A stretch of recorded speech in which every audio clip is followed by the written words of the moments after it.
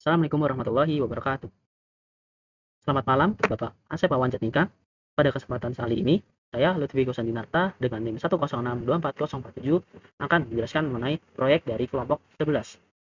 Kelompok 11 itu mengenai perencanaan alat pemilah sampah otomatis dan sistem notifikasi untuk memisahkan sampah organik dan anorganik secara efisien. Dijelaskan oleh Lutfi Gosandinarta, saya sendiri dengan NIM 1062447 dari Fakultas ICTAS dan jurusan Biologi. Nah, sekarang kita masuk ke outline dari penjelasan saya. Dan outline-nya berupa pendahuluan, kemudian rumusan masalah, tujuan penulisan, pemilihan konsep alat, desain dan spesifikasi alat, dan juga kesimpulan dan saran. Baik, kita masuk ke bagian pertama yaitu pendahuluan. Baik, topik bahasan pertama kita mengenai latar belakang. Di latar belakang kami sudah membagi menjadi 3 latar belakang. Yang pertama adalah permasalahan serius mengenai pemilahan sampah organik dan anorganik di ITB dan juga di lingkungan masyarakat luar. Kami melihat dan saya juga melihat permasalahan sampah menjadi sesuatu yang sangat serius di berbagai kota besar di Indonesia. Volume sampah yang terus bertambah setiap harinya dan tidak diimbangi dengan sistem pengelolaan yang optimal, terutama pada pemilahan sampah organik dan anorganik. Ketidaksesuaian dalam pemilahan dapat berdampak pada sulitnya dalam proses daur ulang sampah itu sendiri. Nah, saya juga melihat bahwa kesadaran dan pengetahuan masyarakat yang rendah terhadap pemilihan sampah organik dan anorganik di lingkungan ITB dan masyarakat luar.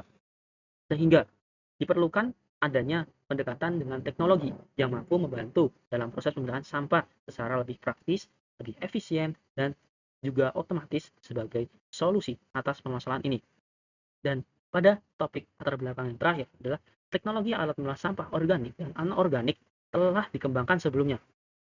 Saya melihat melalui beberapa literatur bahwa telah adanya alat-alat yang telah dikembangkan dan dibuat untuk memilah sampah organik dan anorganik. Misalnya, melalui penelitian dari Wiharja dan Kurniawan yang mengembangkan sistem pemilah sampah otomatis berbasis Arduino dengan sensor BHT11 dan Node MCU ESP32. Sensor yang mampu mendeteksi jenis sampah dan memberikan notifikasi melalui smartphone.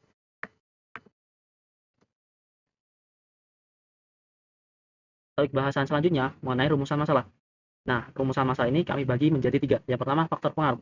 Faktor apa sih yang melatar belakangi pentingnya pemisahan sampah dari organik dan anorganik? Kedua adalah cara perancangan alat. Bagaimana cara merancang alat pemilah sampah berbasis sensor otomatis yang dapat memisahkan sampah organik dan anorganik secara efisien. Kemudian yang terakhir adalah potensi alat. Bagaimana potensi alat pemilah sampah berbasis sensor otomatis dan sistem notifikasi dalam peningkatan lingkungan hijau. Baik, topik bahasan kita selanjutnya adalah mengenai tujuan penelitian. Di tujuan penelitian kami bagi menjadi 3 tujuan. Yang pertama, mendeskripsikan faktor-faktor yang mendasari pentingnya pemisahan sampah organik dan anorganik untuk mendukung pengolahan sampah secara berkelanjutan. Kemudian tujuan yang kedua adalah merancang alat pemilah sampah cerdas berbasis sensor otomatis yang mampu memisahkan sampah organik dan anorganik secara efisien. Dan tujuan terakhir adalah menentukan dan mengevaluasi potensi alat pemilah sampah berbasis sensor otomatis dan sistem notifikasi dalam mendukung lingkungan hijau.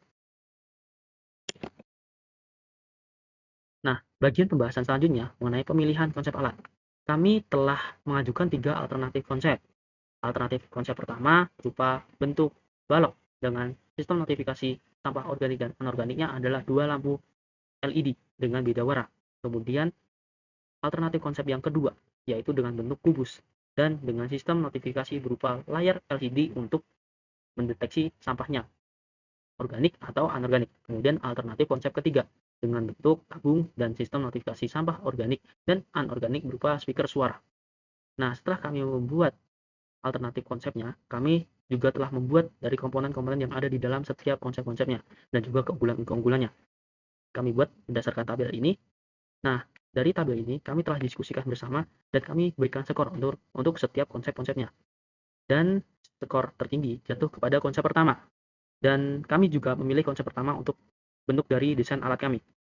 Kenapa kami memilih konsep pertama? Yang pertama adalah biaya pembuatan paling murah dan juga pembuatannya mudah karena menggunakan bahan kayu dan juga tidak memakan waktu yang cepat dan juga tahan lama. Kemudian juga dari efisiensi sistem notifikasinya dengan lampu dua warna berupa lampu kuning dan hijau, kuning untuk anorganik dan hijau untuk organik. Dan sistem ini paling efektif dan efisien untuk mengingatkan pengguna pembuang sampah tentang jenis sampah tersebut. Kemudian lanjut pada bagian desain dan spesifikasi alat. Nah, di bagian desain dan spesifikasi alat ini, tadi kami menggunakan konsep pertama. Dan ini tampak depannya, dan juga ini tampak dari belakang. Dan setelah kami mulai proses perancangan manufaktur, kami mendapatkan hasil akhir pembuatan alat. Di luar ini berupa kayu triplek, dan di dalamnya adalah tempat sampah dua buah. Yang pertama untuk organik dan anorganik. Kemudian, pada alat ini tersusun beberapa komponen menyusun alatnya. Kami menggunakan 3 sensor untuk memilah sampah organik atau anorganik. Yang pertama adalah sensor infrared untuk mendeteksi dari keberadaan benda yang melewati sensor itu. Kemudian ada sensor induktif mendeteksi dari logam, dan logam itu termasuk dari anorganik. Dan juga ada sensor capacitive proximity berguna untuk mendeteksi sampah organik atau anorganik.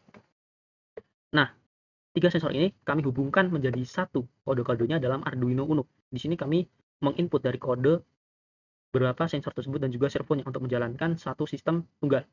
Kami menggunakan penyalur kodenya berupa jumper male to male dan male to female untuk menyambungkan konektivitas antar komponen alatnya, dan juga breadboardnya untuk menyatukan dari beberapa saluran yang ada di dalam satu komponen itu.